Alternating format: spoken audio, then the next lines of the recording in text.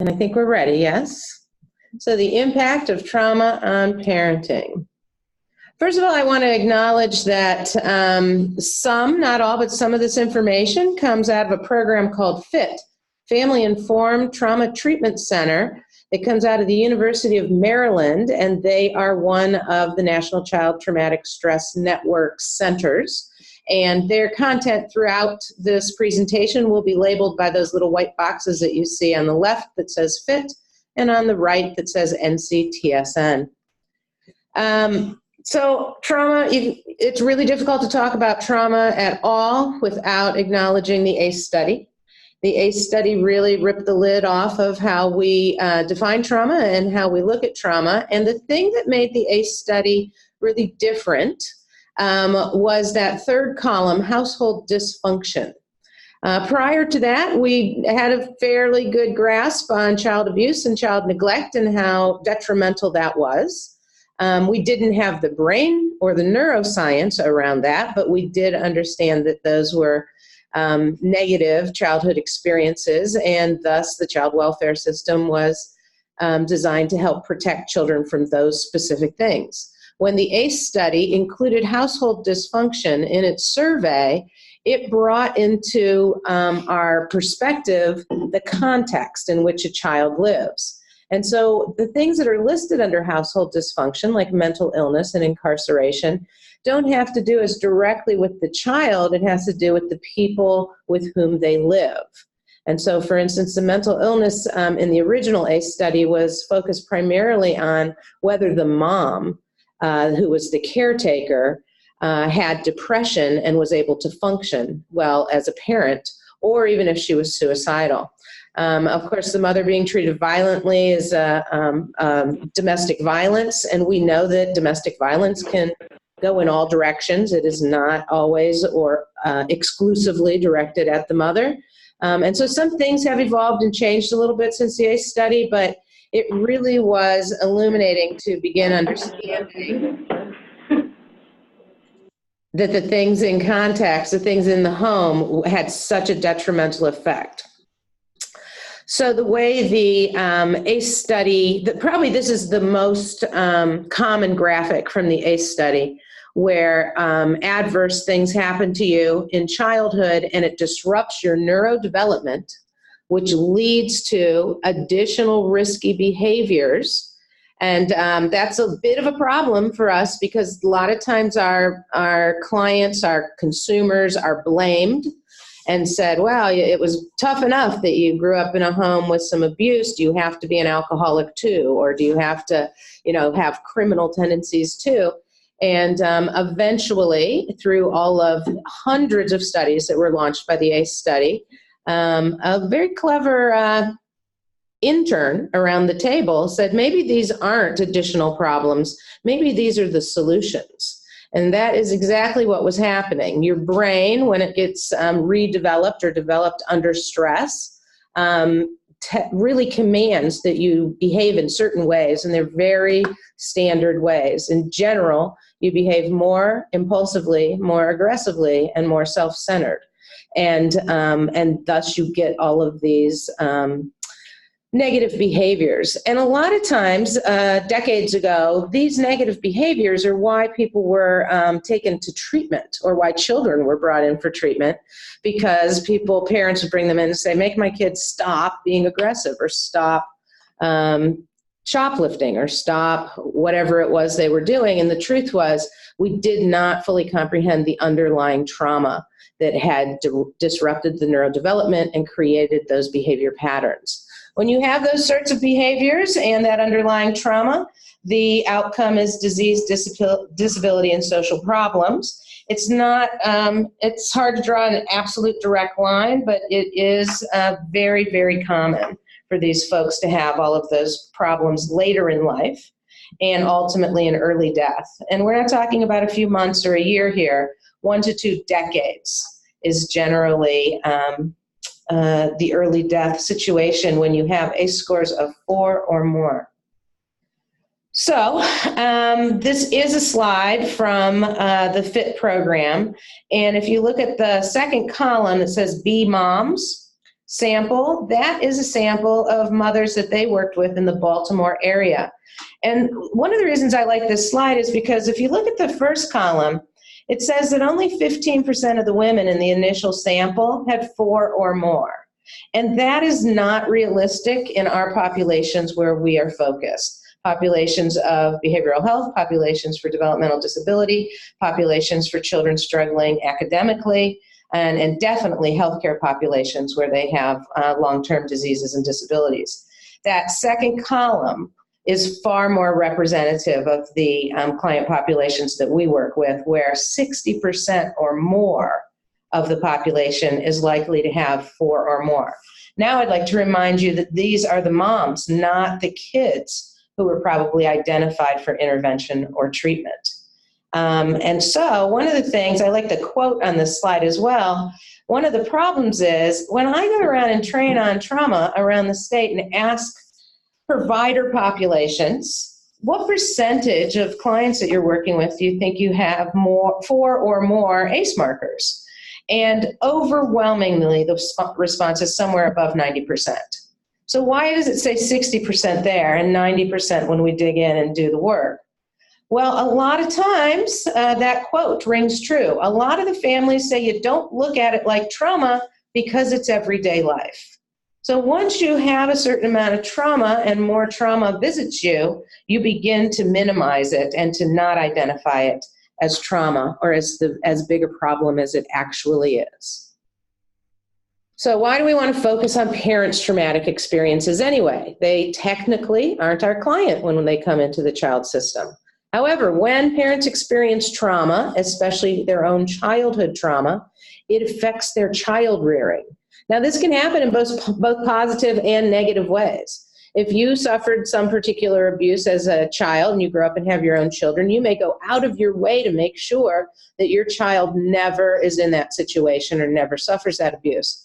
On the other hand, you could minimize what had happened to you and pretend almost that I'm okay, so even if it happened to my kid, they'll probably be okay too, and you don't actually protect them or support them in ways that would be healthier. The second bullet point talks about to help children recover, you have to be aware of your own past so that you can understand it and provide that safety and support. And a lot of people with extensive trauma block it and refuse to address it because it's so overwhelming and difficult and scary. And that makes it so they are not present in the best way possible for their kids now. If parents could understand the past, they could help change the future and work towards ending that cycle of trauma. But a lot of times, parental trauma has gone unaddressed. Unfortunately, parents' traumatic experiences lead directly to the next generation of ACEs. 3 major areas this happens in is attachment and relational issues. One of the first things to get damaged in childhood trauma is the relationship that you have with your caretaker. And so the parent-child relationship is central to all healthy relationships moving into the future. And that attachment needs to be addressed and fixed. This is not everything that I'm talking about today can be addressed clinically and can be helped. So this idea that people are trapped in trauma, while that is true, services and supports exist to help them move through that. The other area, another big area, is substance use and their own mental health problems. The statistic on the slide is about 12% of youth live with a parent with an alcohol or drug problem. And I found it interesting that adults with psychiatric diagnosis are equally as likely to be parents as those who don't have any diagnoses. And so it's not like, oh, if they're sick enough or if they have enough problems, they just won't have kids. It's simply not true. And so we end up with people who have significant difficulty, and then they have children that they struggle to take care of appropriately. The bottom line is there's an increased risk of child maltreatment and poor outcomes because of this mix. So let's take a peek here for a minute at how ACEs cross the generations. We'll follow this case from generation 1, where somebody was abused as a child. As a young child, they're very likely to experience some of the blue line there, if you would, some aggression or conduct problems. Maybe they have their own depression or anxiety or PTSD, depending on the exact type of child abuse that they suffered. And they're likely to have some school difficulties. They'll be hypervigilant and have difficulty attending to the lessons and the relationships that are happening around them. As a young child, those seem almost manageable, those sorts of problems, but when they move into adolescence, then it becomes a bigger problem. And people are less warm and fuzzy about adolescence and helping them deal with some of these problems. There's a high likelihood of re-victimization. People who have trauma often are sort of a lightning rod for additional trauma. The depression and anxiety and PTSD symptomology is unlikely to have gone away. The school problems can often increase to the point where the adolescent feels like, why bother? I would prefer to drop out of school than to stick it out. And due to their neurodevelopment telling them, please, please, please give my brain a break, substance abuse is really appealing because substances can make you feel better temporarily. And so you can start to see how the problems expand. Then when they reach adulthood, they're going to have difficulty with parenting because they did not have appropriate parent models and they feel like they suffered as a child. It's not unusual for them to get involved in inappropriate or difficult relationships that may include domestic violence. The women are something like 6 times more likely to have maternal depression, postpartum depression, and the symptomology of anxiety and depression continues. Because they had been unable to get an appropriate level of education sometimes, and they have difficulty with relationships, that includes the workforce, and often find themselves in a poverty type of situation. And the substance abuse continues because it's one of the only things that gives them momentary relief. Thus, when they have children, the likelihood, and you can't see it behind the bar there, but the likelihood that they abuse at some point their child is unreasonably high. Then when you look at the types of traumas that we try to measure and look at with children, check out impaired caregiving. That is absolutely the first and highest percentage one that children are involved in. It happens most frequently between the ages of 0 to 5 because they don't have any choices at that point about who they're interacting with. You can't have a 3-year-old who has the resources to call somebody for help. They are completely dependent on the impaired caregiver, and so that has the greatest impact on them at that time. The relevance of parent trauma on the cases that we work with is that there's a very high trauma co-occurrence between parent and child. If your parents have experienced a significant amount of trauma, the likelihood is really high that the child will experience a high number of traumas. And the parent's trauma impacts all the things related to raising a child.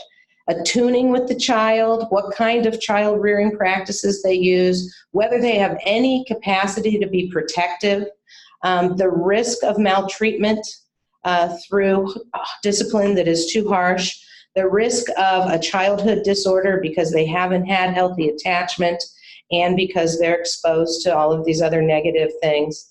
The parent's ability to advocate, seek help, or participate in treatment is really low. Part of the problem with that is they don't want you to talk to them. They don't want you to touch on their trauma. They want that to stay hidden. And they know, the minute they walk into any of our offices, we start asking questions. And that negatively impacts our treatment outcomes. Because when the treatment veers to address any of the trauma issues with the parent, they tend to withdraw or pull out of treatment. So, parents' reactions to trauma are important. And I have on this slide just to remind people that there's big T trauma, which are big traumatic events, like a house fire or a rape. And there's little t trauma, which is ongoing traumatic stress, like poverty or living around domestic violence. And there's a third category that we don't talk about very much, but it's vicarious trauma. And so when you experience, if you have your own trauma history and you are near someone else who is traumatized in any way, it triggers all of your own trauma. And so when their kids start to have their own traumas or start to struggle, that actually triggers the parent. And the child is triggered by the parent's ongoing trauma. So it's a vicious cycle. What do we have to deal with that trauma? Well, our brain, really. And our brain does have survival tools.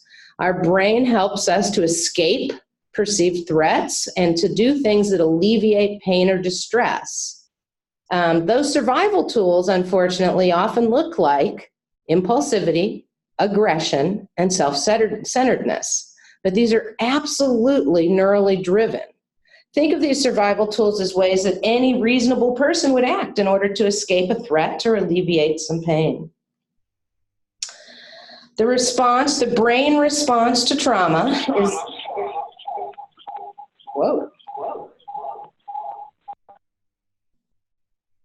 The brain response to trauma, big T, little t, or vicarious trauma, is that it has sort of a prolonged alarm reaction. And the more trauma you have, the more prolonged that reaction gets.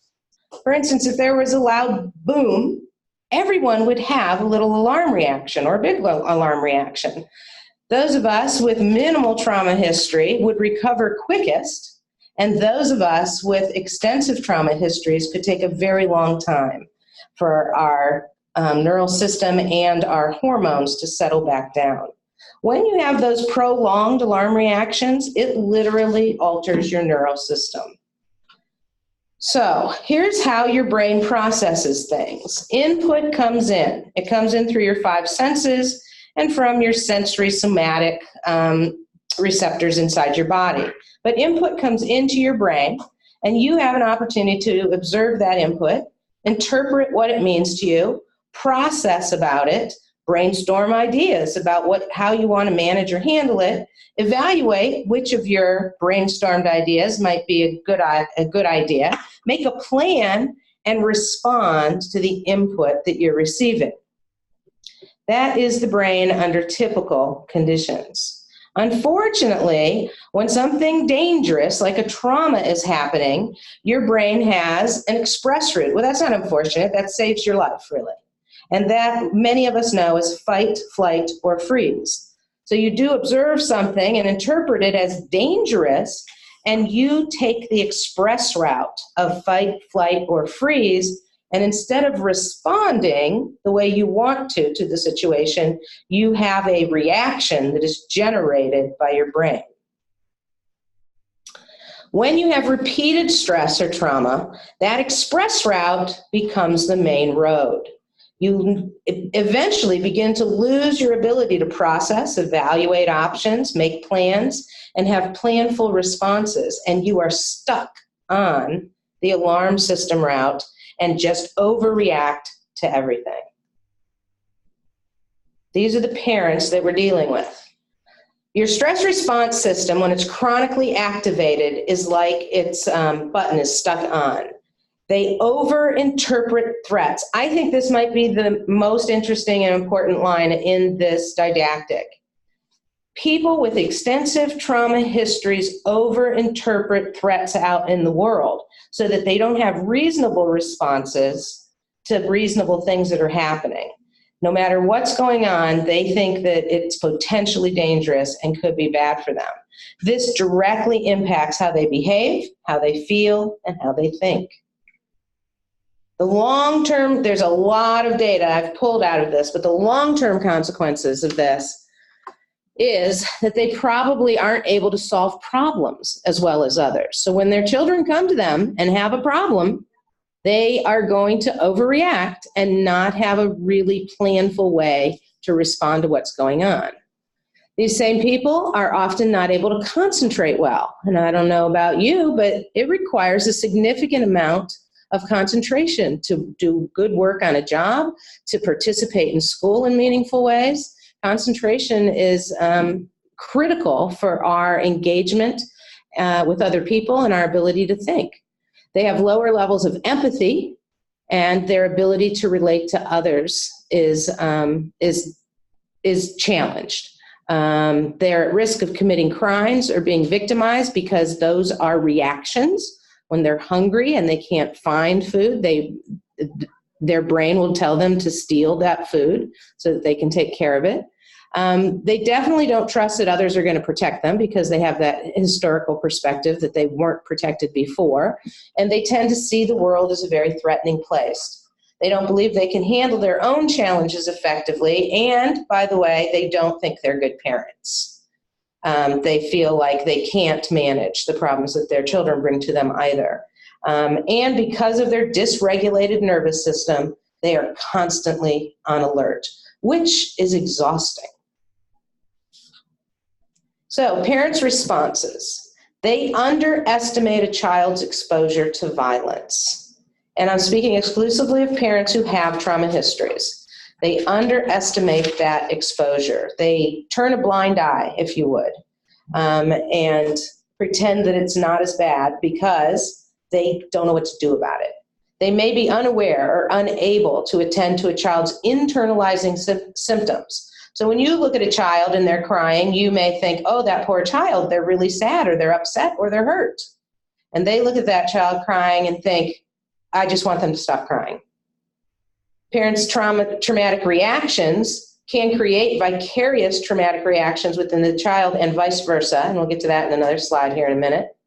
And their history of trauma with the associated dysregulation really challenges them to have meaningful and positive relationships within their own families.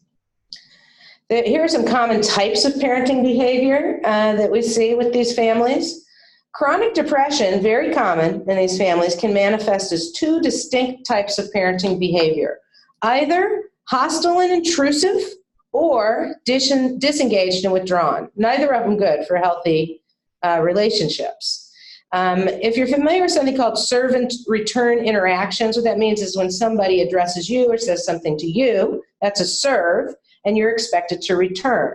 So for instance, if somebody smiles at you when you're walking down the hall, it's almost instinctual, it's almost automatic that you just smile back at them. That's a serve and return. When parents are hostile and intrusive, as described up above, they serve the bull in ways that are very difficult for a child to return. So for instance, yelling at a child and saying, you are just like your father is a serve, for instance. And what is the positive response a kid can give to that? Do they disagree? Do they accept that? Do they debate? There's no real way for a kid to return hostile serves from their parents. Or take the flip side. Parents are extremely withdrawn and have more overt depression symptoms. A child may chronically serve, but the parent doesn't return. Mommy, look at me. Come play with me. Do you want to do this with me? And the parent just can't budge off the couch. So these negative parent-child interactions, once established, can persist even after remission of depression or mental health symptoms have been managed. And what that is saying is just treating somebody with medication and not addressing the interactions and the family relationships won't pull them out of these negative relationship styles. You have to direct it. This is a very simple slide about how if a child is triggered by something and has some sort of reaction, the child's reaction triggers the parent. And then the parent has a big reaction, which again triggers the child, and it is a very negative downward spiral. There are a lot of challenges in addressing parent trauma. Most child trauma treatment models assume that you have a positive, involved parent. This is one of the issues that I have with some evidence-based programs. They assume that you have a partner in a parent who's capable of meeting the treatment protocols and participate. Another problem is that in the adult mental health system, providers can work with parents as their own adults and work on their own issues, but they don't really address the parenting stuff. So the adult system doesn't address the parenting stuff, and the child system addresses it minimally. And it's very difficult to get parents all the help that they need. And I'll end with this. This is a trauma-informed behavior management plan. It's called the DoOver, because what's happening more and more, we're recognizing, is that children are being punished for survival responses. They're being aggressive, impulsive, or self-centered, and we don't know, many times parents don't know what to do with them besides punish them. And so this is a simple way to interrupt the behavior, and instead of offering punishment, instantly coach them to do the exact right thing that you would rather see them doing. Then let them do it and repeat as often as necessary. Reinforce any movement toward the more appropriate behavior. My belief is that if we spent half the time coaching kids appropriately that we spend punishing and consequenting them, we would be well ahead of where we are now. And that's the end of your didactic.